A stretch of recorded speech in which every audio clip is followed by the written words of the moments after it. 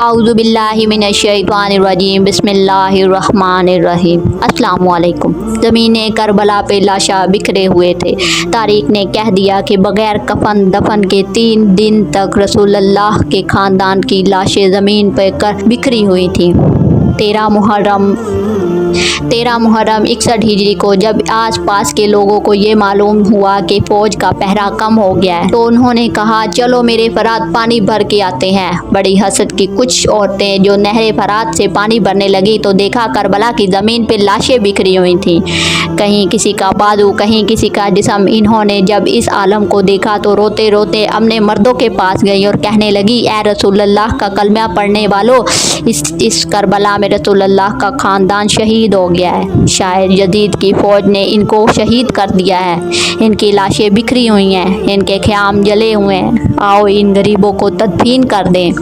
اور مردوں نے کہا کہ پاگل ہو گئی ہو کیا، یزید نے قتل کیا ہے، اگر ہم ان کو تدفین کریں گے تو ایسا نہ ہو کہ یزید ہمارا بھی دشمن بن جائے، چھوڑ دو کوئی نہ کوئی آئے گا تدفین کر دے گا۔ وہ عورتوں نے کہا تعجب ہے کہ تم اپنے آپ کو مسلمان کہلاتے ہو، رسول اللہ کا کلمہ پڑھتے ہو اور اس کی نواسی بیٹیوں کے لیے مدد کرتے ہو۔ کیا کہا تھا رسول اللہ نے کہ میں اجر رسالت کچھ نہیں مانگتا سوائے اس کے کہ میری حال سے محبت کرو، مدد کرو۔ اگر تم نہیں جاتے تو مت جاؤ، ہم جائیں گے، رسول اللہ کے نواسے کو تدفین کر لیں۔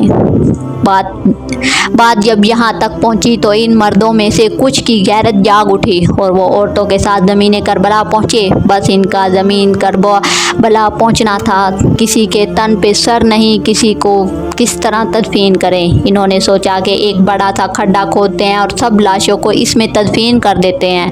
وہ کھڈا کھود ہی رہے تھے کہ اتنی دیر میں معجزے سے ایک گھوڑا سوار آیا۔ انہوں نے سمجھا شاید کوئی سپاہی ہے، پوچھنے لگے کون ہو؟ تو وہ گھوڑے سوار رکے، کہنے لگا میں رسول اللہ کے نواسے کا بیٹا علی زین العابدین ہوں۔ اس جوان کو دیکھ کے سب کی آنکھیں بھر آئیں۔ امام زین العابدین نے رسول اللہ کی ہوا بچھائی اور زمین کربلا سے امام حسین علیہ السلام کی لاش کو چنا۔